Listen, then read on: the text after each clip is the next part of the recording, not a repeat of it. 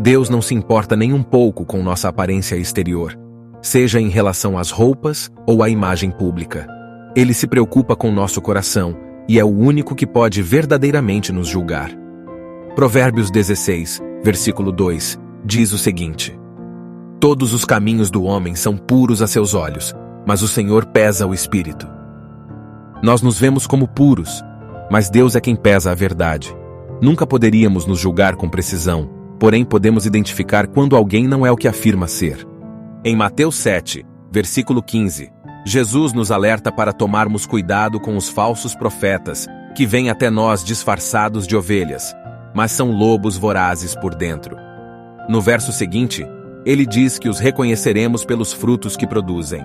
Reconhecer os frutos de alguém não é o mesmo que julgá-los.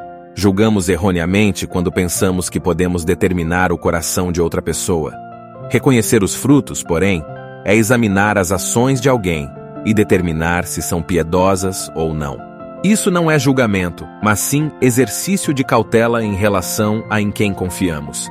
A Bíblia diz em Tiago 1, versículo 22, E sede cumpridores da palavra, e não somente ouvintes, enganando-vos com falsos discursos. Aqui, a Bíblia está nos dizendo para nos provarmos como pessoas que colocam a palavra de Deus em prática. Prove que você obedece a princípios, instruções e preceitos de Deus. Prove que você não é apenas um ouvinte que ouve a palavra, mas falha em internalizar seu significado. Prove que você não é apenas um ouvinte que ouve a palavra e conhece a palavra, mas falha em vivê-la. E as últimas palavras deste versículo são interessantes, pois a Bíblia nos diz que se você fizer isso, se ouvir a palavra, mas falhar em vivê-la, então você está na verdade se enganando, está se iludindo. Não é o diabo que está enganando você, você está se enganando. E se você ouvir a palavra, mas deixar de agir de acordo com ela, sempre pensamos que a culpa vem de Satanás, do anticristo ou de algum falso mestre demoníaco.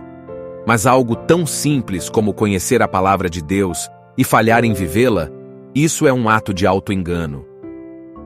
Como você pode afirmar amar a Cristo, mas deixar de obedecê-lo? Como pode dizer que é cristão, buscando ser semelhante a Cristo, mas ainda falhar em se curvar e obedecer a Ele? A tradução ampliada para Tiago 1, versículos 22 a 24, diz assim: Tornai-vos, pois, praticantes da palavra e não somente ouvintes, enganando-vos a vós mesmos. Porque, se alguém é ouvinte da palavra e não praticante, assemelha-se ao homem que contempla num espelho o seu rosto natural, pois a si mesmo se contempla e se retira, e para logo se esquece de como era a sua aparência. Você está usando a palavra de Deus como uma lâmpada para os seus pés? Você está obedecendo a palavra de Deus e colocando-a em prática?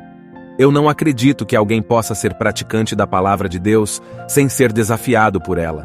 A palavra de Deus precisa desafiá-lo, e ela o fará quando você realmente tentar colocá-la em ação. Algumas pessoas simplesmente são difíceis de confiar neste mundo. Tenho certeza de que, se você pensar sobre isso, poderá lembrar-se de algumas pessoas em quem não confia. Talvez seja um pai que o machucou de forma inimaginável, ou talvez seja um amigo que o manipulou e usou. Pode ser um colega de trabalho que costuma mentir para conseguir o que deseja. Todas essas pessoas são difíceis de confiar, no entanto. E se eu lhe dissesse que há uma pessoa mais difícil de confiar do que todas essas pessoas? Bem, existe. E a verdade é que essa pessoa que é praticamente impossível de confiar é você. Esse é o meu recado hoje. Nunca confie em si mesmo. Seu coração não pode ser confiável fora do trabalho regenerador do Espírito Santo. Deus criou tudo bom, incluindo a mente e o coração humano. No entanto, devido à queda, todos nós temos uma natureza pecaminosa, o que torna difícil confiar em nosso coração e mente, e isso precisa ser corrigido. A Bíblia nos lembra disso repetidamente quando fala do estado do nosso coração. Provérbios 28, versículo 26, diz que aquele que confia em seu próprio coração é um tolo, mas quem anda com sabedoria será salvo. Além disso, Jeremias 17, versículo 9, afirma que o coração é enganoso acima de todas as coisas e desesperadamente corrupto. Quem pode conhecê-lo? O mundo dirá para confiar em seu coração, seguir onde ele leva. No entanto, isso está longe da verdade. Seria tolice confiar em sua natureza pecaminosa. Deixe-me dar uma ilustração que ajudará a explicar meu ponto de vista. Havia um homem que gostava de álcool. Ele era um alcoólatra funcional, ou seja, ninguém saberia que ele era alcoólatra. No entanto, toda vez que ele entrava em um bar, ele sabia que ficaria bêbado. Certa manhã, depois de acordar extremamente de ressaca após uma bebedeira, ele se encheu de vergonha e arrependimento. Ele disse a si mesmo que nunca mais faria aquilo. Algumas noites depois, ele estava em casa pensando na promessa que tinha feito a si mesmo. Então ele disse a si mesmo que, se fosse ao bar naquela noite, não beberia. Ele apenas iria sair com seus amigos. Assim que ele entrou naquela noite, ele sabia que ia ficar bêbado. Esse ciclo se repetiu várias e várias vezes. Ele prometia a si mesmo que seria a última vez que estaria sóbrio depois disso, mas depois de um tempo, ele estava de volta e estava bebendo novamente. Essa é uma situação real que se repete constantemente em nossos corações malignos. Pode envolver álcool, luxúria, pecado sexual ou raiva. Seja qual for o pecado, dizemos a nós mesmos que nunca mais o cometeremos. No entanto, colocamos a nós mesmos na mesma situação, porque nosso coração nos diz que não vamos ceder. No entanto, nossos corações não podem ser confiáveis, e acabamos cedendo ao mesmo pecado que prometemos nunca mais cometer. Outra maneira pela qual nos enganamos é fazendo desculpas e cedendo. Dizemos a nós mesmos coisas como é um prazer culpado ou é apenas uma mentirinha. Contamos uma pequena mentira para aliviar nossa consciência. No entanto, uma mentira branca ainda é uma mentira. Chamar um pecado de prazer culpado não esconde o fato de que ainda é pecado. Nossos corações malignos nos enganam repetidamente. O coração também dirá: Deus me perdoará, então está tudo bem pecar. Embora seja verdade que em Cristo temos o perdão, não devemos tentar aproveitar desse perdão. O objetivo final de nossos corações é nos fazer pecar. Então isso nos deixa impotentes, sem qualquer ajuda no mundo? Isso também é uma mentira que o coração dirá. No entanto, há esperança de que nossos corações possam ser transformados. Ezequiel 36, versículo 26 diz: Eu lhes darei um novo coração e porei um novo espírito em vocês. Tirarei de vocês o coração de pedra e lhes darei um coração de carne. Ezequiel foi um profeta do Antigo Testamento, e nessa passagem ele está dizendo ao povo de Deus que haverá um dia em que Deus mudará seus corações malignos e perversos sob uma nova aliança. Naquele momento eles tinham corações de pedra. Quando você aperta uma pedra, ela não pode ser mudada ou moldada. Não importa o quanto você tente, não pode mudar uma pedra com as mãos nuas. No entanto, sob a nova aliança, o povo de Deus receberá um coração de carne. Experimente beliscar seu braço. Sua carne pode ser movida e alterada. O que Deus está dizendo ao seu povo é que haverá uma nova aliança na qual Deus lhes dará novos corações limpos, que não são malignos e cheios de pecado. Bem, essa nova aliança chegou através da pessoa e obra de Jesus Cristo. Jesus veio à Terra, mesmo sendo Deus, ele nasceu como homem, mas não com um coração de pedra, ele tinha um coração de carne. Onde todos nós falhamos e cedemos a desejos malignos, ele nunca o fez. Embora nunca tenha pecado, ele foi tratado como se tivesse pecado. Ele foi crucificado e seu sangue derramado ao chão. Ele suportou o castigo por nossos pecados e ressuscitou dos mortos, derrotando a morte, o pecado e Satanás. Agora, aqueles que confiam no sangue de Cristo são purificados. Eles recebem um novo coração de carne que pode ser moldado à imagem de Deus.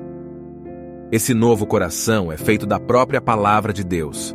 É somente na palavra de Deus que podemos confiar. É somente em Jesus que podemos confiar. Nunca devemos confiar em nossos próprios corações. Você pode se encontrar constantemente cedendo a desejos malignos de sua mente e coração. Pode satisfazê-lo por um tempo, mas a verdade é que essa satisfação acabará. Essa satisfação pode acabar na terra quando você experimentar todos os prazeres terrenos que deseja. Pode levar uma vida inteira, mas no final, quando você estiver diante de Deus, prestando contas de sua vida, essa satisfação terá desaparecido. Deus está chamando você a Ele neste exato momento. Ele não está dizendo para confiar em seu coração, como os outros fazem, mas para confiar nele. Enquanto seu coração maligno muda constantemente, Deus nunca muda. Ele está disposto a mudar seu coração, mas você precisa se aproximar dele. O pecado habitual é perigoso. O apóstolo Paulo parece ter ficado preso em um ciclo assim. Em Romanos, ele quase clama em frustração. Ele diz: "O mal que eu não quero fazer, isso eu continuo fazendo. Sou prisioneiro da lei do pecado que atua em mim. Que homem miserável eu sou." E isso é Paulo, que no mesmo capítulo nos diz que ele se deleita na lei de Deus. Resistir à tentação não é fácil. Não é simplesmente uma questão de força de vontade. Precisamos de mais do que força de vontade para resistir à tentação. E Deus nos dá exatamente o que precisamos. Paulo explica isso em 1 Coríntios 10, versículo 13. Ele escreve: "Nenhuma tentação lhe sobreveio, exceto o que é comum a homens. E Deus é fiel. Ele não permitirá que você seja tentado além do que pode suportar. Mas, quando for tentado, Ele também lhe providenciará um escape para que você possa suportar." Então a pergunta é: você está repetindo um pecado do qual deseja desesperadamente se livrar? Você está preso em um ciclo de pecado? Somente Jesus tem o poder de libertá-lo desse ciclo de pecado. Somente o sangue de Jesus pode libertá-lo da escravidão do pecado. O diabo se infiltrou e se enraizou em tantas coisas na sociedade. Ele se misturou tanto que as pessoas não veem mais o pecado no que muitos consideram ser normal. As pessoas não veem mais a imoralidade sexual desfilando nos filmes e na música hoje em dia. As pessoas não veem mais o pecado na forma como o mundo encoraja e fomenta o espírito de orgulho e a busca por dinheiro e poder. O pecado se tornou aceito como norma. Não nos choca mais ver imoralidade sexual na tela ou ouvir músicas que blasfemam. O diabo conseguiu se enraizar e se misturar à sociedade. Ele normalizou as coisas que nos levam ao pecado. E a questão é que o diabo apresenta essas coisas diante de nossos olhos com tanta frequência que quase nos dessensibiliza. Tornou-se normal ver imoralidade sexual na tela e nas redes sociais. Tornou-se normal buscar dinheiro e coisas materiais. No entanto, o que é normal para o mundo costuma estar de mãos dadas com o pecado. A tradução ampliada de Romanos 12, versículo 2, dá um relato detalhado do que precisamos como filhos de Deus. A Bíblia diz: "E não vos conformeis com este mundo, mas transformai-vos pela renovação da vossa mente, para que experimenteis qual seja a boa, agradável e perfeita vontade de Deus." Em outras palavras, pare de imitar os ideais e opiniões da cultura ao seu redor. Não permita que este mundo o molde à sua própria imagem. A chave para nós, como crentes, é que devemos ser transformados interiormente pelo Espírito Santo. Fazer o que é errado pode parecer recompensador ou prazeroso. Afinal, Satanás anda por aí como um anjo de luz. Ele torna o pecado atraente, mas no final, o pecado é mortal e podre. Davi orou para que Deus o ajudasse a enfrentar isso e dizer não ao pecado. O apóstolo Tiago também disse: "Resisti ao diabo e ele fugirá de vós." Então, ore para que Deus lhe dê a graça de dizer não quando o tentador nos lembrar quão deliciosas são suas ofertas. Claro, o apóstolo Paulo diz a mesma coisa que o rei Davi. Ouça o que ele escreveu a Timóteo em 2 Timóteo 2, versículos 21 e 22. Paulo disse: "Portanto, se alguém se purificar dessas coisas más, será um utensílio para a honra, santificado, útil para o Senhor e preparado para toda boa obra." Fuja dos desejos malignos da juventude e siga a justiça, a fé, o amor e a paz, juntamente com aqueles que invocam o Senhor de um coração puro. Portanto, eu encorajo você a andar com Deus, andar com amigos bem escolhidos, nunca dar o primeiro pequeno passo em direção ao pecado, dizer não quando o diabo tentar seduzi-lo com os prazeres do pecado.